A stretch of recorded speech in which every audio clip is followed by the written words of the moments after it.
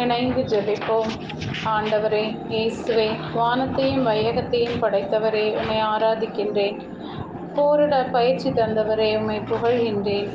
என்னோடு தங்கி என்னை ஆள்பவரே, என்னை காப்பவரே, நன்றி கூறுகின்றேன். என்னை சிங்கத்தின் கைக்கும் கரடியின் கைக்கும் தப்புவித்த ஆண்டவர் இந்த பெலிஸ்தியனின் கைக்கும் தப்புவிப்பார் என்று தாவீது உம்மில் முழு நம்பிக்கை கொண்டதையும் அதனால் உமது வல்லமை உலகில் வெளிப்பட்டதையும் இன்றைய இறைவார்த்தையில் வாசிக்கின்றேன். இயேசுவே, நீர் ஒருவரே என்னை இந்த பொல்லாரின் பிடிகளிலிருந்து விடுவிக்க முடியும் என்பதை நம்புகின்றேன்.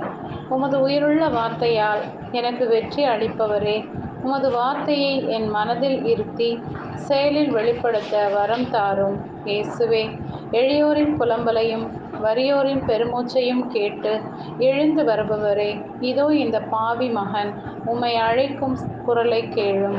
பொல்லாரின் கட்டுகள் மாய சூழ்ச்சிகளிலிருந்து விடுதலை தாரும். அவர்களை என் பாதுகாப்பில் வைப்பேன் என்றவரே, கேடு வரும் நாளில் என்னை உமது கூடாரத்தில் மறைத்து வையும். உமக்குள்ளாய் என்னை ஒளித்து வையும். ஆண்டவரே இயேசுவே, இந்த நாளை ஆசீர்வதியும். உமது தெய்வீக வல்லமையை என் கண்களால் காண உணரச் செய்யும்.